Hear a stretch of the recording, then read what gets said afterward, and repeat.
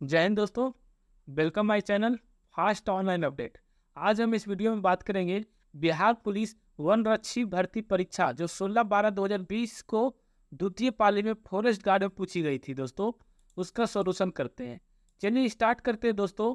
Solution करने से पहले आप मेरे चैनल पर नए हैं तो सब्सक्राइब कर ले, ताकि इस तरह का मैं वीडियो लेकर आऊँ तो सबसे पहले आप पर पहुँचे। चलिए स्टार्ट करते हैं। क्वेश्चन नंबर 1 क्या कहता है दोस्तों, चलिए देखते हैं।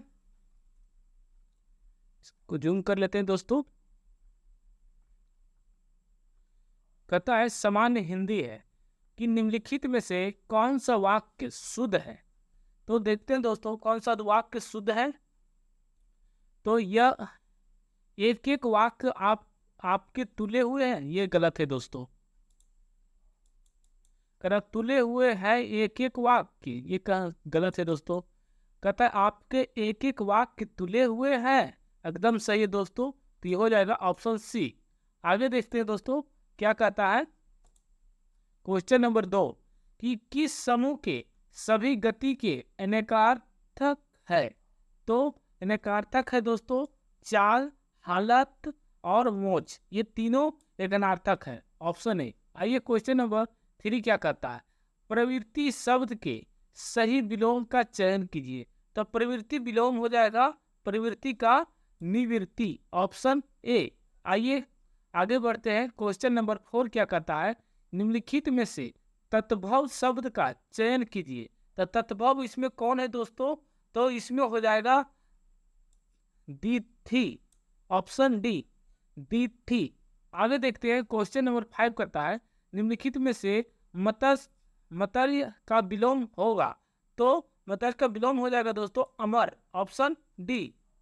आइए क्वेश्चन नंबर 6 कहता है निम्नलिखित में किस विकल्प में सही विलोम शब्द युग्म नहीं है। इसमें सही नहीं है वो चूज करना है दोस्तों। तो सही नहीं है उसका देखते हैं। अपना का पराया हो जाएगा, सही है। देव का दानव सही है। नया का पुराना सही है, लेकिन आहार का भोजन नहीं होगा दोस्तों। तो ऑप्शन डी यही हो जाएगा। आइए देखते हैं। क्वेश्चन नंबर 7 कहता है कि सावधानी शब्द के लिए वाक्यांश को कौन सा है। सावधानी शब्द के लिए वाक्यांश कौन सा है। तो कौन सा है दोस्तों, देखते हैं। 100 वस्तुओं का संग्रह करने वाला नहीं, ये 700 बात याद रखने वाला, यही सावधानी है। तो हो जाएगा ऑप्शन बी, शतावधानी। आइए देखते हैं। क्वेश्चन नंबर 8 क्या करता है। निर्देश दोस्तों प्रश्न 8 से 12 तक निम्नलिखित गद्यांश को पढ़कर दिए गए गद्यांश प्रश्नों को उत्तर दीजिए। दोस्तों गद्यांश पर आधारित प्रश्न है। आइए क्वेश्चन को देख लेते हैं, उसके बाद क्या कहता है गद्यांश पढ़ लेते हैं दोस्तों। कहता है क्रोध जीवन मात्र के स्वभाव व से जुड़ा हुआ वह भाव है जो अपनी असफलताओं तथा अपनी दुर्बलताओं के कारण किसी दूसरे पक्ष के विरुद्ध उत्पन्न होता है। क्रोध मनुष्य का सबसे बड़ा शत्रु है। क्रोध में व्यक्ति का अपने ऊपर नियंत्रण समाप्त हो जाता है और कहता है इससे स्वास्थ्य पर भी प्रतिकूल प्रभाव पड़ता है और पाचन शक्ति क्षीण हो जाती है। क्रोध का विकराल रूप जुनून है। व्यक्ति पर जब जुनून सवार होता है तो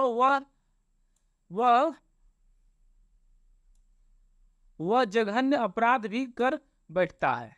इस वाक अवस्था में उसे मानवीय गुणों का बोध नहीं रहता और नहीं ज्ञान। इसलिए व्यक्ति का क्रोध नहीं होने देना चाहिए। क्रोध को नियंत्रित करने का प्रमुख तरीका है कि दूसरों को क्षमा करना सीखे, बीती हुई बात को भूल जाए और किसी को चोट न पहुंचाए। केवल कल्पनाओं में नहीं वास्तविकता में की जाए। आइए क्रोध का विकराल रूप कौन हो जाएगा। तो दोस्तों क्रोध का विकराल रूप पढ़े थे जुनून हो जाता है, ऑप्शन ए। और कहा 9 कहता है मनुष्य का सबसे बड़ा शत्रु कौन है। तो मनुष्य का सबसे बड़ा शत्रु क्रोध है, ऑप्शन डी। और 10 कहता है क्रोध में व्यक्ति का किसके ऊपर नियंत्रण समाप्त हो जाता है दोस्तों? तभी पढ़े हैं, अपने ऊपर समाप्त हो जाता है। आइए क्वेश्चन नंबर 11 कहता है क्रोध को नियंत्रित करने का प्रमुख तरीका क्या है? तो प्रमुख तरीका है दोस्तों, वह दूसरों को क्षमा करना सीखे, यही प्रमुख तरीका है। आइए क्वेश्चन नंबर 12 कहता है क्रोध की अवस्था में व्यक्ति कौन से गुणों का बोध नहीं रहता है? तो मानवीय गुणों का बोध नहीं रहता है, ऑप्शन बी। आइए क्वेश्चन नंबर 13 कहता है निम्नलिखित में से आकर्षण का विलोम होगा? तो आकर्षण का विलोम है दोस्तों विकर्षण, ऑप्शन डी। आइए क्वेश्चन नंबर 14 कहता है कौन सा शब्द तत्सम है? तो दोस्तों मत्स्य ये तत्सम शब्द है, ऑप्शन बी। आइए क्वेश्चन नंबर 15 कहता है निम्नलिखित में से कौन सा शब्द लता का पर्यायवाची नहीं है? तो लता का पर्यायवाची को नहीं है दोस्तों, तो भेंट यही नहीं है दोस्तों, ऑप्शन ए भेंट, ये लता का पर्यायवाची नहीं है। 16 कहता है निम्नलिखित में से कौन सा शब्द शोभा का पर्यायवाची है? और ये पूछ रहा है शोभा का पर्यायवाची है दोस्तों, तो 16 शोभा का पर्यायवाची हो जाएगा सुषमा, ऑप्शन बी, बाकी नहीं है। क्वेश्चन नंबर 17 कहता है निम्नलिखित में से बिजली का पर्याय नहीं है दोस्तों, ध्यान से इसको देखिएगा, नहीं है, तो कौन सा नहीं है दोस्तों? तो दामिनी है, चपला है, तड़ित है, ये तीनों बिजली का पर्याय है, लेकिन सहायक बिजली का नहीं है, तो ऑप्शन सी यही हो जाएगा। आइए क्वेश्चन नंबर 18 क्या कहता है दोस्तों कि निम्नलिखित में से कौन सा शब्द अर्जुन का पर्यायवाची नहीं है? अर्जुन का पर्यायवाची नहीं है दोस्तों, ये पूछ रहा है। तो गुड़कोश, कोतन्य, अश्व, साची ये तीनों है, लेकिन सुत पुत्र ये नहीं है दोस्तों, ऑप्शन सी यही हो जाएगा। आइए क्वेश्चन नंबर 19 कहता है निम्नलिखित में से वर्तनी की दृष्टि से अशुद्ध शब्द है कौन? तो अशुद्ध चारों में कौन सा है दोस्तों? तो अधीन सही लिखा है, गरिष्ठ भी सही लिखा हुआ, उत्पाद, निवृत्ति ये गलत लिखा हुआ दोस्तों, ऑप्शन ए। आइए क्वेश्चन नंबर 20 कहता है किस समूह में सही विलोम शब्द का प्रयोग हुआ है? तो किसमें सही विलोम प्रयोग हुआ है दोस्तों, देखते हैं। तो नुकसान का हानि, विधि का विधेय, तीव्र का मंद, ये एकदम सही हुआ है सर दोस्तों। यहाँ नुकसान का हानि नहीं, या नुकसान का नहीं, या लाभ का हानि हो जाता, विधि का विधेय नहीं होता, या तीव्र का मंद एकदम सही लिखा हुआ है, यही हो जाएगा ऑप्शन सी। आइए क्वेश्चन और 21 क्या कहता है सामाजिक अध्ययन आ गया दोस्तों, 21 में सामाजिक अध्ययन है। आइए देखते हैं, कहता है अक्टूबर 2020 में जॉन आर रेड का देहांत हो गया, वे एक प्रसिद्ध थे क्या? तो वो एक प्रसिद्ध क्रिकेटर खिलाड़ी थे, ऑप्शन सी। आइए क्वेश्चन नंबर 22 क्या कहता है दोस्तों कि दक्षिण अफ्रीका क्वेश्चन कहता है 22 दोस्तों दक्षिण अफ्रीका से वापस लौटने पर महात्मा गांधी द्वारा प्रारंभ प्रथम सफल सत्याग्रह कौन था? तो पहला था कौन सफल? चंपारण सत्याग्रह, ऑप्शन ए। आइए क्वेश्चन नंबर कहता है 23 समस्तीपुर जिले में खाली स्थान में राजेंद्र कृषि विश्वविद्यालय स्थित है, मतलब कहाँ स्थित है दोस्तों? तो ये स्थित है पूसा में, कि समस्तीपुर जिले में पूसा में राजेंद्र कृषि विश्वविद्यालय स्थित है, ऑप्शन सी। आइए क्वेश्चन नंबर 24 कहता है भारत के राष्ट्रपति को किस अनुच्छेद के तहत मौलिक अधिकारों के परिवर्तन के निलंबन का अधिकार प्राप्त है? तो यह अधिकार है अनुच्छेद 359, ऑप्शन बी। आइए क्वेश्चन नंबर 25 कहता है भारत की जनगणना 2011 के अंतिम जनसंख्या योग पीसीए के अनुसार निम्न में से किस राज्य में महिला साक्षरता दर सबसे कम है? तो सबसे कम दोस्तों बिहार में है, ऑप्शन सी। आइए क्वेश्चन नंबर 26 कहता है जाइमेक्स 2020 भारत व खालिस्तान का द्विपक्षीय योद्धाभ्यास है, तो किनके बीच है दोस्तों? तो जापान के बीच है। तो जाइमेक्स 2020 भारत व जापान का द्विपक्षीय युद्धाभ्यास है, ऑप्शन ए। आइए क्वेश्चन नंबर 27 कहता है चंद्रगुप्त मौर्य चंद्रगिरी पर्वत लवंग बेलगेला किस जैन संत के साथ गया था? तो ये गया था दोस्तों भद्रबाहु के साथ, ऑप्शन सी। आइए क्वेश्चन नंबर 28 कहता है भारत में पंच तीर्थ का संबंध किससे है? तो ये है दोस्तों सामाजिक समावेश से, ऑप्शन ए। आइए क्वेश्चन नंबर 29 क्या कहता है कि लैंगिक क्षमता सूचकांक क्या दर्शाता है? तो ये दर्शाता है दोस्तों लैंगिक क्षमता सूचकांक क्या दर्शाता है दोस्तों? तो दर्शाता है शैक्षिक अवसरों की प्राप्ति में बालिकाओं के साथ भेदभाव, और दर्शाता है दोस्तों स्वास्थ्य सुविधाओं की प्राप्ति में बालिकाओं के साथ भेदभाव, और दर्शाता है दोस्तों कि रोजगार के अवसरों की प्राप्ति में बालिकाओं के साथ भेदभाव। इस तरह हो जाएगा ऑप्शन डी। आइए दोस्तों देखते हैं क्वेश्चन नंबर 30 क्या कहता है कि निम्नलिखित में से किसने रॉलेट एक्ट को काला कानून कहा था? तो ये एम के गांधी ने कहा था, ऑप्शन बी। आइए क्वेश्चन नंबर 31 क्या कहता है राज्य का सर्वाधिक महत्वपूर्ण तत्व है? कौन है दोस्तों? तो संप्रभुता, ऑप्शन डी। आइए क्वेश्चन नंबर 32 कहता है राष्ट्रीय आपदा प्रबंधन प्राधिकरण केंद्र किस मंत्रालय के अधीन कार्य करता है? तो ये करता है दोस्तों गृह, ऑप्शन डी। आइए क्वेश्चन नंबर 33 क्या कहता है दोस्तों कि बेटी बचाओ बेटी पढ़ाओ योजना की शुरुआत कब हुई थी?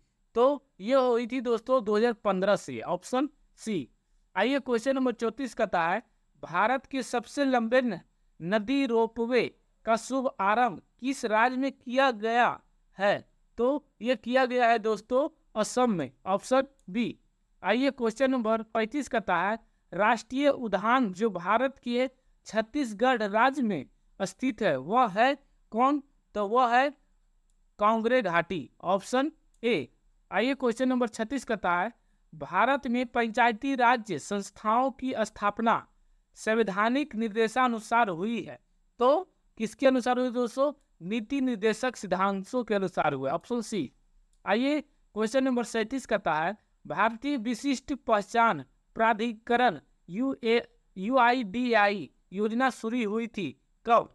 तो ये हुई थी दोस्तों 2009 में, ऑप्शन सी। आइए क्वेश्चन नंबर 38 कहता है माइंड स्पोर्ट्स ओलंपियाड में मानसिक गणना वर्ल्ड चैंपियनशिप 2020 में भारत के लिए स्वर्ण पदक किसने जीता था? तो ये जीता था नीलकंठ भानु प्रकाश ने, ऑप्शन बी।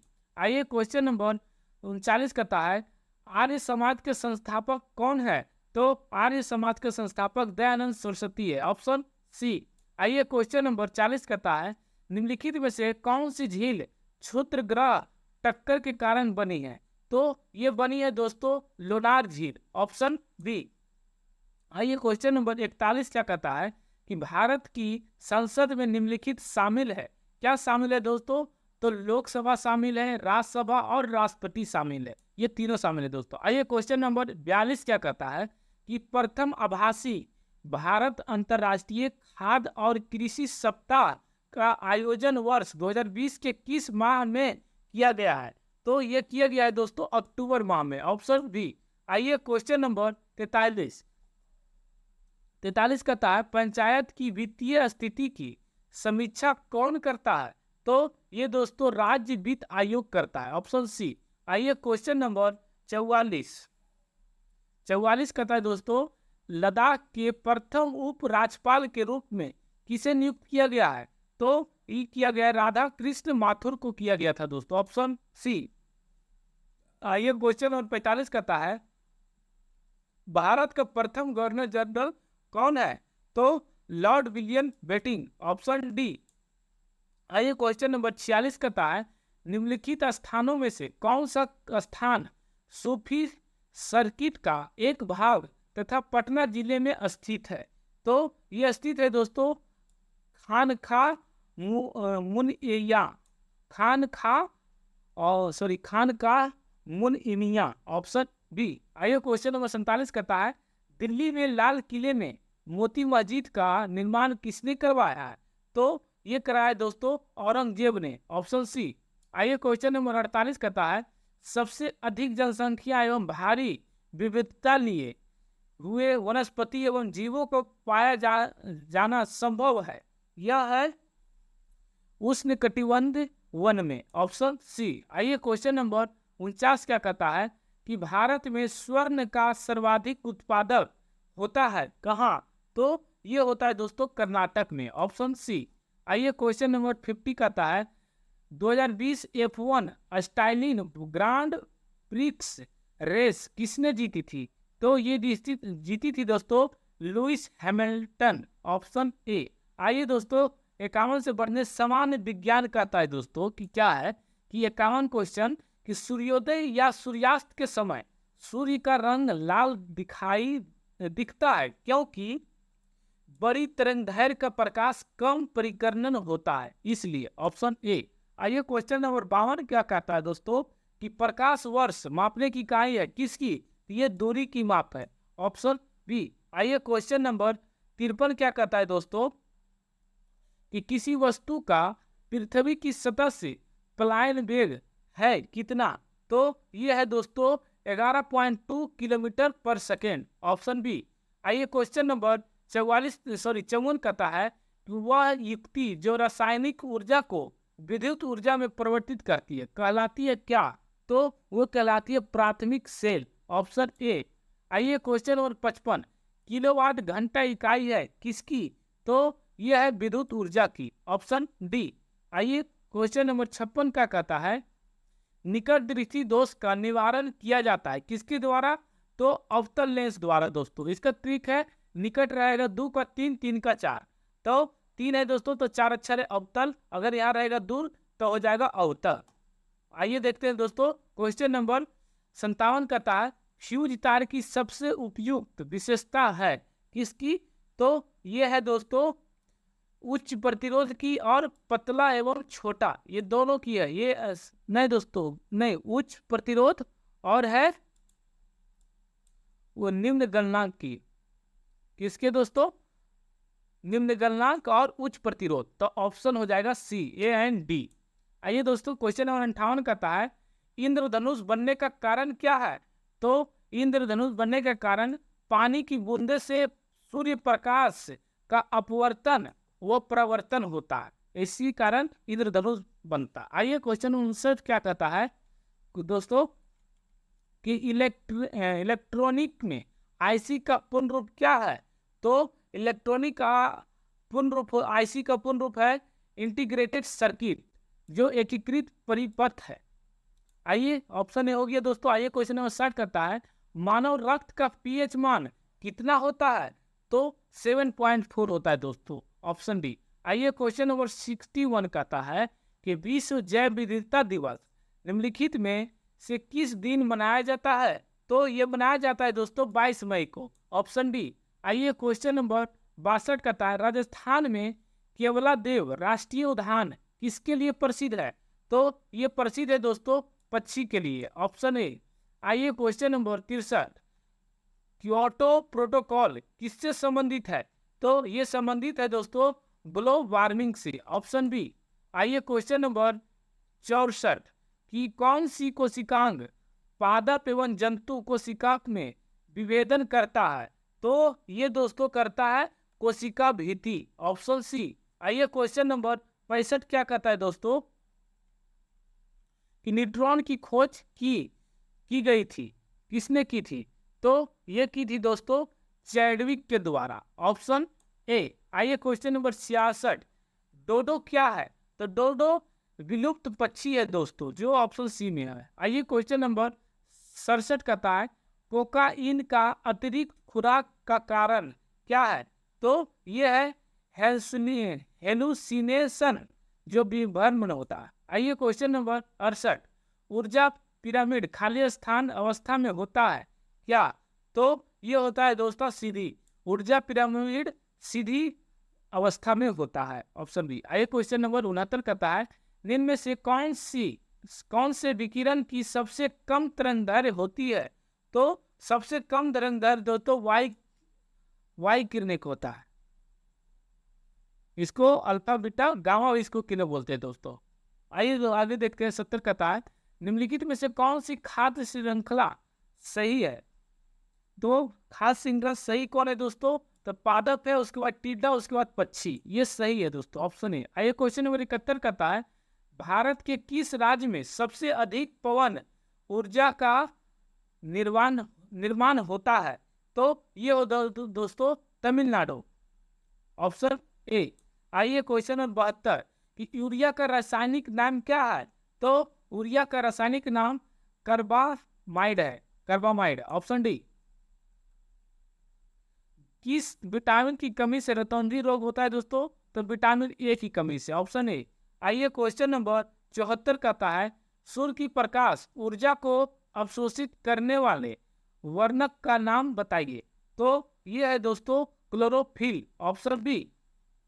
आइए क्वेश्चन नंबर 75 कि सभी मूल बलों में सबसे दुर्बल है कौन? तो यह है गुरुत्वीय बल। Option D. आइए क्वेश्चन नंबर 75 के बाद 76 क्या कहता है दोस्तों? आइए गणित आ गया दोस्तों, इसको सॉल्यूशन करना है। गणित एवं तर्कशास्त्र, रीजनिंग और मैथ है दोस्तों। आइए देखते हैं इसको सॉल्यूशन करके क्या कहता है। 76 का कहता है दोस्तों एक लड़के, थोड़ा सा जूम कम कर लेते तो बनाने में बन जाएगा दोस्तों, यहाँ पर हाँ इतना बन जाएगा। कहता एक लड़के की तरफ इशारा करते हुए आलिया ने कहा। तो देखिए आलिया मान लिए यहाँ माइनस है, और करा कि लड़के की तरफ इशारा करते आलिया ने कहा कि वह मेरे दादाजी के इकलौते पुत्र। मेरे दादाजी के मतलब क्या? इसके एक आगे ऊपर पिताजी होंगे और पिताजी के ऊपर इनके होंगे दादाजी। तो ये हो गया आलिया के दादाजी हो गए ऊपर, और कह रहा है मेरे दादाजी के इकलौते पुत्र। तो इकलौते पुत्र इसके पिता हो गया दोस्तों, और इकलौते पुत्र का पुत्र, इकलौते पुत्र है और इसका भी एक पुत्र है। तो इसका एक पुत्र हो गया दोस्तों, ये पुत्र हो गया, ये दोनों भाई बहन हो जाएगा। तो पूछ रहा है लड़के की माँ, मतलब ये लड़के की पिता है तो इसका एक माँ होगा, माँ होगी, माँ यहाँ माइनस है। तो लड़के की माँ, तो लड़के के माँ आलिया से किस प्रकार? तो आलिया ये रही, आलिया के कौन है? तो माँ हो जाएगी। तो ऑप्शन सी। आइए क्वेश्चन नंबर आगे देखते हैं। 76 क्या हो गया, 77 देखते हैं दोस्तों क्या कहता है कि यदि एक निश्चित कूट में गोल को JRD लिखा जाता है तो उसी को PLN को क्या लिखा जाता है? देखते हैं दोस्तों क्या कहता है 77 में कि G 7 होता है, प्लस यहाँ 3 कर दिए दोस्तों, प्लस यहाँ 3 किए तो हो गया 7 3 10 आ गया। उसी प्रकार वो 15 पर होता है, 15 3 18 हो गया। एक पर होता है प्लस 3 किए तो 4 आ गया। उसी प्रकार L 12 होता है, 12 में 3 जोड़ेंगे तो 15 आ गया दोस्तों। तो सेम इसी में करते हैं। P होता है 16 पर दोस्तों, 16 प्लस 3 करेंगे तो 19 आ जाएगा। 19 पर S होता है दोस्तों, S यहाँ है, S यहाँ है, S यहाँ है और S यहाँ है। आगे देखते हैं L 12 है, 12 में 3 जोड़ेंगे तो हो जाएगा 15। 15 पर O होता है दोस्तों, O यहाँ है, वहाँ है, और ये दोनों पर O ही नहीं, तो ये दोनों ऑप्शन हो ही नहीं सकता। आइए ये दोनों में छाटते हैं। उसके बाद कहता है ए होता है 1 पर, उसमें 3 जोड़ेंगे तो 1 प्लस 3 हो गया 4। 4 पर होता है दोस्तों D, तो D किस पर है? तो इस पर है, ई तो है ही नहीं, तो ऑप्शन हो जाएगा ऑप्शन सी, क्योंकि इसमें Q है। आइए क्वेश्चन नंबर 77 के बाद 78 कहता है कि एक कक्षा में 34 विद्यार्थियों का माध्य 34 विद्यार्थियों का माध्य इतना किलोग्राम है। तो इसको सोल्व करते हैं दोस्तों कि एक कक्षा में 34 विद्यार्थी, मान लीजिए 34 विद्यार्थी है दोस्तों, 34 गुने योग निकाल लेते हैं 46.5, इसका योग निकालेंगे दोस्तों तो हो जाएगा क्वेश्चन नंबर 78 का 34 इंटू 46.5 गुना करेंगे तो हो जाएगा 1581.0 इतना हो जाएगा, क्योंकि इसको गुना करने के बाद इतना आएगा। उसके बाद बोल रहा है यह कि 34 विद्यार्थियों का माध्य भार इतना, तो इसका योग यहाँ निकाले। और बोल रहा है यदि शिक्षक को बाहर शामिल कर लिया जाए तो माध्य 500 ग्राम बढ़ जाता है। तो मान लीजिए यहाँ 34 था, अब शिक्षक शामिल हुआ तो 35 टोटल हो गया दोस्तों क्लास में, और 35 में करा 500 ग्राम बढ़ जाता है। तो पहले 46.5 किलोग्राम होता था दोस्तों, 500 ग्राम बढ़ने से अब ये 47 किलोग्राम हो जाता है। तो टोटल अब 47 हो जाता है। तो अब इसका योग करेंगे तो इसका योग करने पर आ जाता है 1645। इसका शॉर्ट ट्रिक गुना करने का दोस्तों, इसको देखिए 7 25 35 के 5 करेंगे, बाकी 3, और इसको इसमें गुना करें 5 चौक 20 और 7 21, दोनों जोड़ के 21 और 20 41 और 3 बाकी 44। 44 के 4 लिखे, बाकी 4 और 5 4 12 और 4 16, ऐसे शॉर्ट ट्रिक है इसका। आगे अब कह रहा है कि तो शिक्षक का भार कितना है। तो देखिए दोस्तों, यहाँ 34 आदमी है, यहाँ 35 है, तो 35 में 34 को घटा देंगे तो शिक्षक का भार निकल जाएगा। तो यहाँ 1581 माइनस कर देते हैं, 1581 माइनस 1600 में तो कितना आ जाएगा, 5 में से 1 गया तो 4, और यहाँ दोस्तों 13 में से 5 में से गया 4, यहाँ 14 में से 8 गया तो 6, बाकी यहाँ 0 हो गया। तो शिक्षक का कितना भार आ गया दोस्तों, 64 kg। ऑप्शन हो जाएगा ए। आइए देखते हैं क्वेश्चन नंबर 79 क्या कहता है कि 79 कहता है दोस्तों, देखते हैं क्वेश्चन नंबर 79 क्या कहता है। आइए बनाते हैं कि अमित कहता है सुमित की माँ, तो सुमित मान ले यहां है दोस्तों, सुमित मान लिए यहाँ है, तो कह रहा है सुमित की माँ, तो सुमित की माँ होगी, एक स्टेप ऊपर होगा, सुमित की माँ यहाँ हो जाएगी। और कहती है कि सुमित की माँ मेरी माँ की इकलौती पुत्री है। तो मेरी माँ कहाँ है, तो मान ले इसकी माँ की इकलौती पुत्री, किसी के पुत्री है, इसकी माँ। तो सुमित की माँ यहाँ हो गई, किसकी माँ, अमित। अमित बोल रहा है ना कि अमित कहता है, तो अमित कह रहा है कि सुमित की माँ मेरी माँ की इकलौती पुत्री है, इकलौती बेटी है, इकलौती बेटी यहाँ गई। तो सुमित किस प्रकार अमित से संबंधित है, तो ये हो गया दोस्तों, ये इसकी बेटी, ये दोनों हो गया भाई बहन।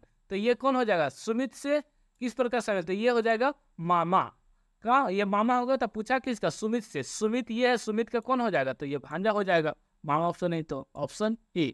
आइए देखते हैं क्वेश्चन नंबर 80 क्या कहता है दोस्तों, कि एक कुट भाषा में पेंसिल को NCLGL लिखा जाता है। तो देखते हैं दोस्तों क्या करता है, P 16 है, 16 माइनस 2 करेंगे तो 2 है, 16 माइनस 2 14 आ गया। इस प्रकार 5 है, 5 में 2 माइनस करेंगे तो 3 आ गया। सेम इसमें 14 है, 14 में से 2 करेंगे 2 तो 12 आ जाएगा। वैसे 3 है, 3 में से 2 किए माइनस तो 1 आ गया। आई है, आई में से 2 गया तो 7, L 12 में से 2 गया तो 10। सेम प्रोसेस इसमें करते हैं दोस्तों कि T 20 है, 20 में 2 माइनस करेंगे तो कितना आ जाएगा, 18, 18 पर कौन होता है, तो R। तो देखिए R सिर्फ एक ही ऑप्शन में है, तो इस तरह ऑप्शन बी हो जाएगा। चलिए आगे बढ़ते हैं। क्वेश्चन नंबर 81 क्या कहता है दोस्तों, कि उत्तर विकल्पों में उस आकृति का चयन कीजिए जो अपने मूल डिजाइन को पूरा करने के लिए मुख्य आकृति के फिट बैठता है। तो देखिए दोस्तों कौन फिट बैठेगा, तो यहाँ गोल है, तो ये सब बिंदु तो आएगा ही दोस्तों एकदम सेम। और ये क्या होगा, ये डायरेक्ट यहाँ से यहाँ गोल हो जाएगा।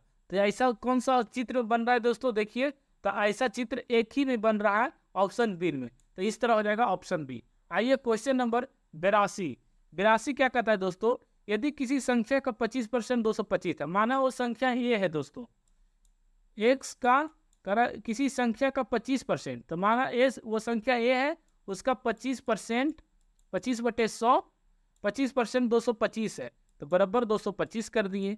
इसको सोल्व कर लेते हैं। देखिए तो ये ऐसा ही रहने देंगे और बराबर लिखेंगे, बराबर में 225 है दोस्तों, 225 कर दिए। और जो गुना में है वो भाग में आ जाएगा, तो 25 गुना में है, भाग में आ गया, और जो भाग में है वो गुना में आ जाएगा। तो 100 भाग में आ गया, गुना में आ गया, क्योंकि यहाँ नीचे भाग में है। अब इसको काटा पीटी बता दे, 25 चौका 100, और इसको गुना कर लेंगे दोस्तों, तो 5 चौक 20 का 0 हो जाएगा, बाकी 2, 4 दूनी 8, 2 10 का 0, बाकी 1, 4 दूनी 8, 1 9, तो 900 हो जाएगा दोस्तों, ऑप्शन ए। आइए क्वेश्चन नंबर 83 क्या कहता है दोस्तों, कि यदि दी गई श्रृंखला लुप्त संख्या आगे लिखा हुआ है। देखिए दोस्तों कैसा हो रहा है इसमें, कि इसमें 5 है, +4 कर देते हैं, +4 किए तो 9 हो गया। अब ये क्या कर रहा है दोस्तों, कि 4 का यहाँ 4 किया, 4 का दुगुना 8 होता है, तो 8 जोड़ दिया, 8 और 9 17 हो गया। उसी प्रकार इसमें है, 8 का दुगुना भी 16 होता है, तो 16 और 17 हो जाता है 33। उसी प्रकार इसमें किया, 16 दूनी 32, और 32 को और 33 में जोड़े तो 65 आ गया। इसी प्रकार इसमें है दोस्तों कि 32 दूना 64 होता है, 64 और 65 जोड़ेंगे तो 129 आ जाता है दोस्तों, 129, ऑप्शन डी।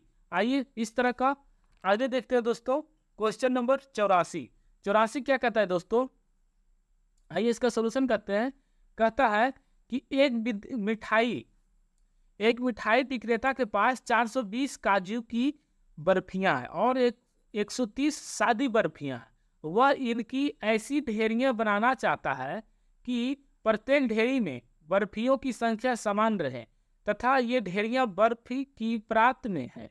न्यूनतम स्थान घेरे। इस काम के लिए प्रत्येक ढेरी में कितनी बर्फियां रखी जाए। जब न्यूनतम पूछे दोस्तों तो कुछ नहीं करना है, ये 130 है, 420 है, इसका सिर्फ एचसीएफ निकाल दीजिए। तो एचसीएफ का शॉर्ट ट्रिक ये है दोस्तों, 130 है दोस्तों, इसको मिटाते हैं। सबसे ट्रिक है भाग विधि। भाग विधि करते हैं दोस्तों, देखिए 130 लिख लिए और इसको भाग लगाते हैं 420 में, तो 33 हो जाएगा, मतलब 390 हो गया दोस्तों। यहाँ अब माइनस कीजिए तो 0 का 0, 12 में से 9 गया तो 3 और यहाँ बच गया यहाँ। अब ये सीधे यहाँ 30 को रखते हैं और 130 को यहाँ ला लेते हैं, तो 130 यहाँ आ गया। और कितना लगेगा दोस्तों, 30 3 90, 30 चौक दिशा से 4 मर्त में लगेगा 120। तब इसको माइनस करिए, 0 का 0 और 3 में से 2 गया तो 1। अब ये आ गया दोस्तों 30 यहाँ आ जाएगा, तो कितना मर्त में 30 कटेगा, 10 3 30, ये तो कट गया। तो जो एचसीएफ रहता है दोस्तों इसको लेते हैं, तो ये क्या हो जाएगा, ऑप्शन सी 10 आया है एचसीएफ, तो ये हो जाएगा कि 10 30 से लगा कितनी बर्फियां रखी जा सकती है एक लाइन में डेयरी में, तो 10 रखी जा सकती है, ऑप्शन डी। आइए दोस्तों आपको क्वेश्चन नंबर ऑफ 85 है। 85 कहता है दोस्तों कि एक आयताकार बाग जिसकी लंबाई चौड़ाई 4 सेंटीमीटर अधिक है, तो एक्स अर्ध परिमाप 36 सेंटीमीटर, बाग का विमाएँ क्या हो जाएगा दोस्तों, इसका हो जाएगा दोस्तों 85 का कि माना कि कर रहा है कि एक आयताकार बाग जिसकी लंबाई, आयत यहाँ दोस्तों देखिए बढ़िया से इसको कर लेते हैं, आयत इसको बना लिए दोस्तों। कर रहा है कि एक आयताकार बाग जिसकी लंबाई चौड़ाई से 4 मीटर अधिक है। चौड़ाई ये हो गया दोस्तों 4 मीटर अधिक है, ये 4 है तो माने ये x है, इससे 4 अधिक है, तो x + 4 हो जाएगा। x + 4 हो गया तो माना आयताकार की चौड़ाई x है और इसकी x + 4, तो लंबाई कितना हो गया दोस्तों, x + 4। और बोल रहा है प्रश्न क्या चलते हैं, करा अर्ध परिमाप 36 सेंटीमीटर है, तो अर्ध परिमाप का सूत्र क्या होता है दोस्तों कि 2 × L + B बटे 2, ये हो गया आयत का परिमाप, इसमें 2 से भाग लगा देते हैं, अर्ध परिमाप हो जाता है। तो अर्ध परिमाप को दिया कहता है दोस्तों 36 और बराबर x + 4, इसको जोड़ेंगे दोस्तों x बराबर आ जाएगा 16। इसको सोल्व करने के बाद अब 16 आ गया दोस्तों 1 सेंटीमीटर भुजा, तो अगला देखिए ऑप्शन किसी में है 16, तो देखिए इसमें है, तो ऑप्शन हो जाएगा अगला है 20, तो ऑप्शन हो जाएगा डी। आइए एक भुजा निकालिए लिए दोस्तों, आइए ऑप्शन से टिक लिए। आगे क्वेश्चन नंबर कहता है 86। 86 क्या कहता है दोस्तों, 5 वर्ष पूर्व, आइए इसको सोल्व करते हैं दोस्तों। कहता है कि 5 वर्ष पूर्व मेरी और मेरी माँ की संयुक्त आयु, मतलब 5 वर्ष पहले जो है 5 वर्ष पहले मेरी और संयुक्त आयु, मतलब 2 इसमें है, एक बेटी एक माँ है, उसकी आयु 45 वर्ष दी है दोस्तों 5 वर्ष पहले। तो अगर वर्तमान में लाना चाहते हैं तो 5 वर्ष एक बेटी की और एक माँ की, दोनों को जोड़ेंगे तो 5 वर्ष पहले है, तो अब वर्तमान में लाने 5 5 10 कर देंगे, तो 10 इसमें जोड़ेंगे दोस्तों, अब इसकी वर्तमान आयु होगी, तो ये 45 10 55। और ये कह रहा है कि अब मतलब वर्तमान आयु का अनुपात दिया हुआ है दोस्तों 4:1 दिया हुआ है, कि अब हमारी आयु का अनुपात 4:1 है, तो अनुपात अब है, अभी वर्तमान हम निकाले लिए। तो देखिए 4 1 5 बोलो कितना हो गया 55, कह रहा है दोनों का संयुक्त 45 है, हम वर्तमान में 55 ला लिए, यहाँ जोड़ेंगे दोनों 4 1 5 बराबर कितना हो गया दोस्तों, तो 55, तो 1 बराबर क्या 11 25 11 आ जाएगा, 1 बराबर आ गया 55। तो पूछिए किसका, तो मेरी माँ की आयु कितनी है, तो मेरी माँ कितनी है, तो 4 है, तो 4 से मैं गुणा कर देंगे, तो 11 × 4 करेंगे तो कितना हो जाएगा, 11 चौक 44, ऑप्शन हो जाएगा डी। आइए क्वेश्चन नंबर 87 क्या कहता है दोस्तों कि श्रृंखला का अगला पद क्या होगा। जैसे दोस्तों देखिए यहाँ 100 है, अगला हो गया 200, अगला हो गया 400, इसी प्रकार इसमें करते हैं। 50 है, 50 का आधा हो गया 25, 25 का आधा क्या हो जाएगा दोस्तों 12.5, तो ऑप्शन ये हल्का है, ऑप्शन है। आइए क्वेश्चन नंबर 88 क्या कहता है दोस्तों, कहता है अमन। क्वेश्चन नंबर 88 कहता है दोस्तों, थोड़ा सा छोटा कर लेते हैं तब हो जाएगा सोल्व। हाँ अब हो जाएगा।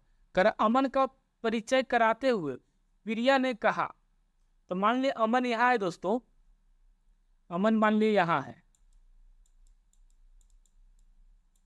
अमन है यहाँ पर। करा अमन का परिचय कराते हुए प्रिया ने कहा कि उसके भाई के पिता, तो अमन का भाई होगा कोई, मान लिया यहाँ प्लस हो गया, अमन का भाई है और उसके पिता, तो उसके पिता एक स्टेप ऊपर जाएगा, अमन का भाई उसके पिता मेरे दादा के इकलौते पुत्र है। तो मेरे दादा कैसे होगा, मतलब प्रिया बोल रही है तो प्रिया मान लिया यहाँ है दोस्तों, प्रिया है और इसके दादा कौन हो जाएगा, इसके दादा यहाँ है मान लीजिए प्लस, एक कर रहे हैं कि उसके भाई के पिता, उसके भाई के पिता यहाँ हो गया, अब मेरे दादा के इकलौते पुत्र है, तो मेरे दादा के इकलौते पुत्र ये हो गया, यही हो गया इकलौते पुत्र। तो कह रहा है प्रिया किस प्रकार अमन से संबंधित है, तो प्रिया अमन से, तो देखिए ये दादा है और दादा के इकलौते पुत्र, तो ये दादा, तो इसकी बेटी हो गई दोस्तों, तो ये दोनों कौन हो जाएगा, अपने में भाई बहन हो जाएगा, तो ऑप्शन हो जाएगा कौन, ए। आइए क्वेश्चन नंबर 89, क्वेश्चन नंबर 89 क्या कहता है दोस्तों कि प्रश्न को देखिए, ये जल प्रतिबिंब बनाना है दोस्तों, अगर इधर मिरर रहता तो ये हो जाता दर्पण प्रतिबिंब, लेकिन हमको यहाँ एम एन नीचे दिया था, जल प्रतिबिंब बनाना है।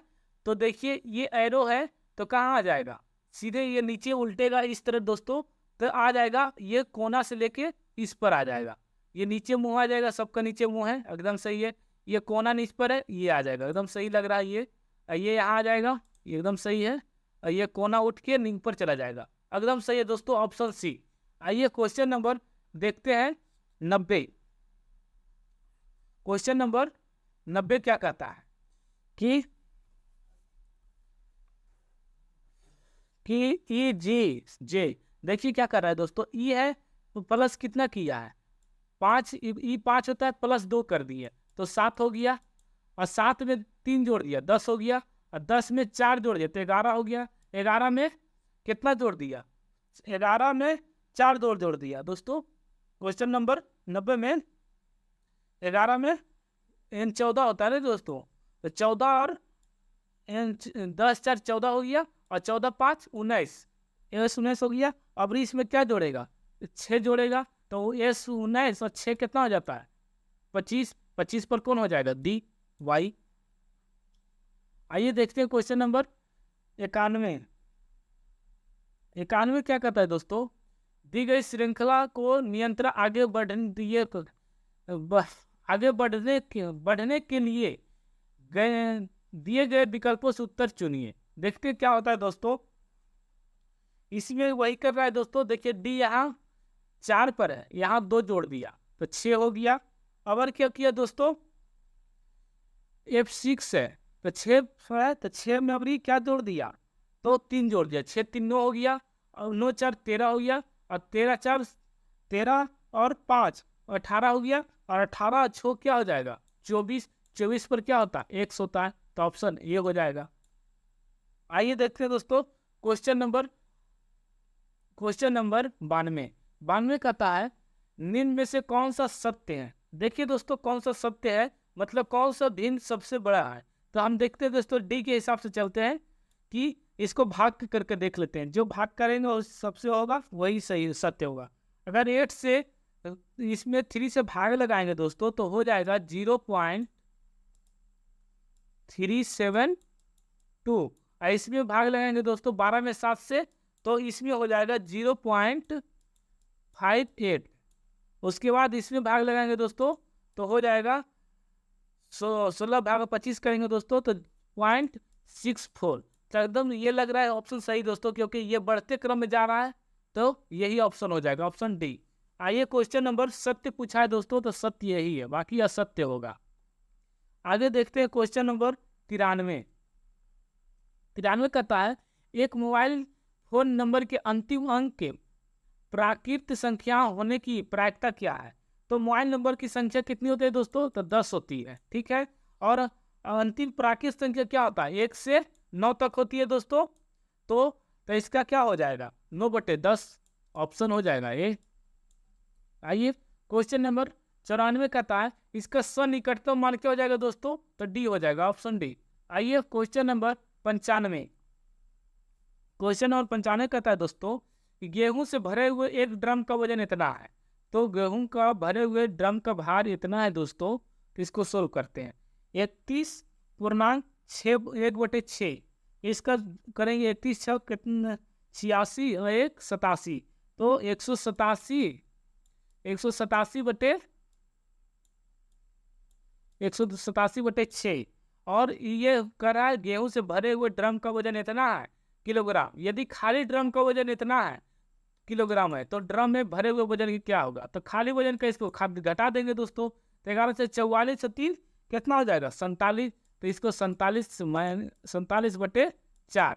इसका एलसीएम लेंगे दोस्तों, तो कितना हो जाएगा? 12 आ जाएगा। और 6 दूनी 12 और 2 से गुना करेंगे 187 में, तो हो जाएगा 233। माइनस 4 × 12 और 87 में 3 से गुना करेंगे तो कितना आ जाएगा? इसको 2 से 6 दूनी 12 2 से गुना करना, सब दूनी 14 के 4, तो यहाँ हो जाएगा दोस्तों 374। इसको 2 से 6 दूनी 12 सब दूनी 14 के 4 हो गया। सब दूनी 14 4, बाकी 1 और 2 16 17 के 7, बाकी 1 और 3। तो 374 माइनस 4 × 12 387 माइनस 87 गुना 3 करेंगे तो 147 माइनस गुना 3 करेंगे 141 होता है। तो 374 माइनस 141 करेंगे दोस्तों, तो हो जाएगा 233 बटे यहाँ 12। अब इसको पूर्णांक बदल लेंगे दोस्तों भाग विधि से, तो हो जाएगा 19 सही 5/12। आप इसको भाग विधि से पूर्णांक में बदल सकते हैं। तो ऑप्शन कौन हो जाएगा दोस्तों? मिला लीजिए, ऑप्शन ये हो जाएगा। आइए क्वेश्चन नंबर 96 क्या कहता है कि 96 से 100 तक है दोस्तों। नीचे दिए गए आरेख का आधारित है, मासिक खर्च 1000 रुपये में दिया गया दोस्तों। ये राशन का है, मकान का, शिक्षा का, परिवहन और विधि का है। आइए इसका मासिक आय क्या होगा, इसका सोल्व करते हैं। कह रहा है दोस्तों यहाँ कि मासिक आय का कितना प्रतिशत शिक्षा पर खर्च किया। मासिक आय कितना है दोस्तों? तो देखिए राशन, परिवहन, मासिक आय इधर दिया हुआ दोस्तों 20 15 20 10 5 मासिक ये आय है। तो कह रहा है कि मासिक आय कितने प्रतिशत शिक्षा पर खर्च किया। तो शिक्षा का आय दोस्तों यहाँ देखिए ये लाइन कहाँ जा रहा है? 10 पर, तो 10 है तो 10 ऊपर लिख लेंगे। मासिक आय ये ना खर्च हुआ, कितना में खर्च हुआ दोस्तों? ये मासिक आय में तो 20 और 15 और 60 और 5 को जोड़ेंगे तो 20 और 10 30 65 और 10 20 और 10 30 10 40 5 45 और 5 50, इधर हो जाएगा टोटल 60। कितना हो जाएगा दोस्तों? टोटल जोड़ेंगे तो 60 हो जाएगा। 20 और 15 35 35 10 45 45 10 55 और 5 60, टोटल हो जाएगा दोस्तों 60। इसको 60 से भाग कर देंगे। और प्रतिशत हमसे पूछ रहा है कितना प्रतिशत शिक्षा, तो प्रतिशत मतलब 100 गुना कर देंगे। तो इसको काटेंगे दोस्तों, तो आ जाएगा 16 सही 2/3%, ऑप्शन सी। आइए क्वेश्चन नंबर 97 क्या कहता है कि राशन तथा परिवहन मासिक खर्चों का अंतर क्या है। राशन और राशन ये हो गया दोस्तों, राशन कितना पर है? तो 20 पर है। और परिवहन कितना है? 5 पर। दोनों में मासिक आय तो 15 20 माइनस 5 तो कितना हो जाएगा? 15। तो 15 क्या हो जाएगा? 1000, क्योंकि मासिक 1000 में दिया हुआ तो यहाँ 15,000 है, तो देखिए ऑप्शन ये हो जाएगा। आइए क्वेश्चन नंबर 98 करता है का कुल मासिक खर्च कितना है? तो परिवार का कुल मासिक खर्च कितना है दोस्तों? 60,000, क्योंकि यहाँ पर जोड़े हैं तो कितना आ गया था? टोटल 60 आ गया था, तो ऑप्शन सी हो जाएगा। और क्वेश्चन नंबर, अब देखिए दोस्तों क्वेश्चन नंबर क्या है, 99 कहता है मकान किराया तथा परिवहन का खर्च। किराया कितना है दोस्तों? यहाँ ध्यान से देखिए, मकान का किराया है 15 और परिवहन पर खर्च तो 5 है दोस्तों, अनुपात में है इसको, तो 5 एकम 5 पंथ 15, तो 3:1 हो जाएगा। तो देखिए यहाँ 3:1 है, तो है ऑप्शन डी हो जाएगा। करे परिवहन की विविध खर्च का प्रतिशत कितना है? विविध खर्च, तो विविध कितना है दोस्तों?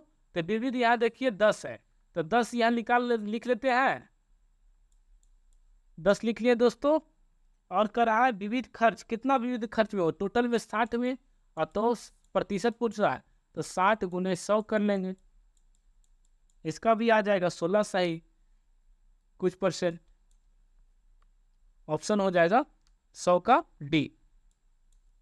आइए आगे बढ़ते हैं दोस्तों, इस तरह ऑप्शन खत्म होता है दोस्तों। ये इसका